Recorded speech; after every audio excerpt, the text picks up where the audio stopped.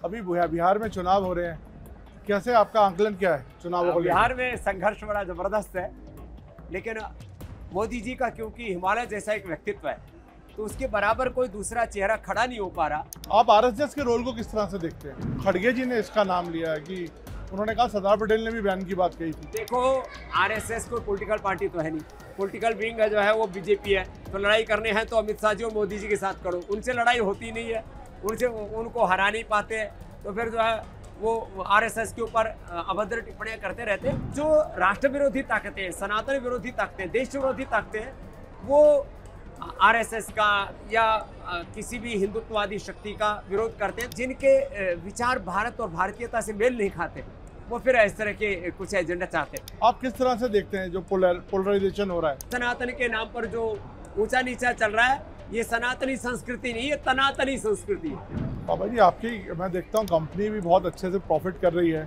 अब मैं एक इस बिजनेस से रिलेटेड इशू पे बोलूँगा कि टैरिफ ट्रंप ने जो लगाया है, इसको लेके आपके क्या विचार हैं? नहीं, मैंने कहा टैरिफ वार है, टैरिफ टेररिज्म है। तो स्वदेशी क्या इसका आंसर है? स्वदेशी, स्वावलंबन, आत्मनिर्भरता का और अंतिम व्यक्ति के उदय का एक बहुत ही ऊंचा दर्शन है।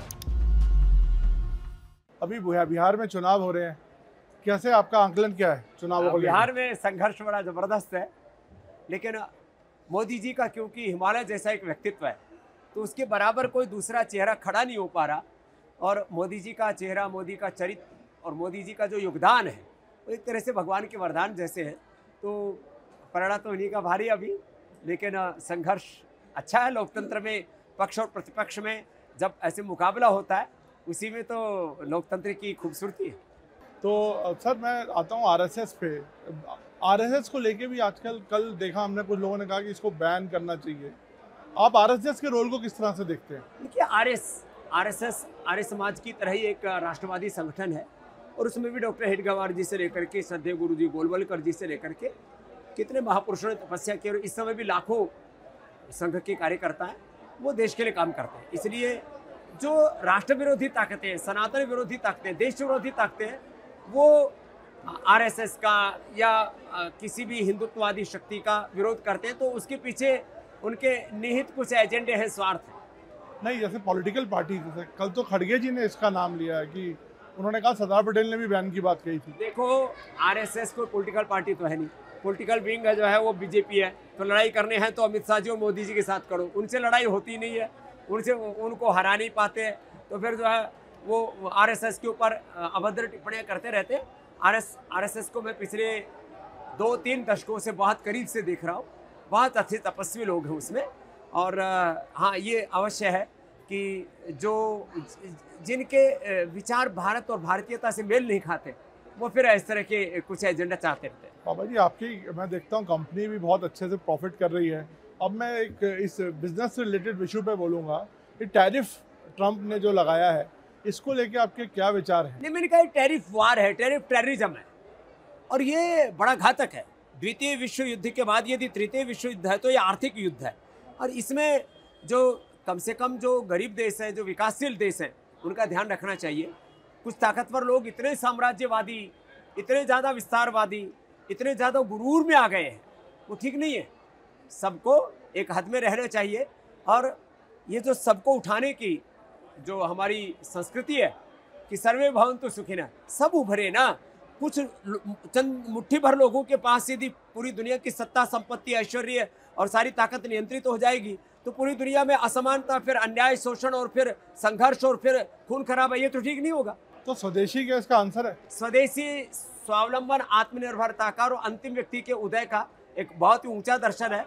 और महर्षि दयानंद से लेकर के स्वामी विवेकानंद से लेकर के जितने भी हमारे महापुरुष हैं, उन सब ने एक ही कहा, अपने स्वयं से, अपनी निजता से जुड़ो, अपने आसपास की प्रकृति, पर्यावरण से लेकर के सब लोगों को ऊपर उठाओ। यही स्वदेशी का मूल दर्शन है। मैं सनातन पे आता हूँ सर, इसको लेके बहुत डिवीजन भी है। कुछ लोग मानते हैं और कुछ नेता तो इसको विरोध करते हैं। आप किस तरह से देखते हैं जो पोलराइजेशन हो रहा है? देखिए, जो हमारे सनातन की, जो महर्षि दयानंद की जो तार्किक, दार्शनिक, वैचारिकी के अनुसार जो व्यवस्था है, उसमें मैंने कहा ना, कोई ऊंच नीच, भेदभाव, छुआछूत, एक साइंटिफिक टेम्परामेंट है, और ये एक दृष्टि है कि आपके भीतर प्रकृति परमेश्वर ने बिना किसी जाति के भेदभाव के अपरिमित सामर्थ्य दिया हुआ है। अपने आप सामर्थ्य को बढ़ाओ, और इस देश को श्रेष्ठतम बनाने में अपना सर्वस्व लगाओ। ये सनातन का मूल दर्शन। बाकी सनातन के नाम पर जो ऊंचा नीचा चल रहा है, ये सनातनी संस्कृति नहीं, ये तनातनी संस्कृति है।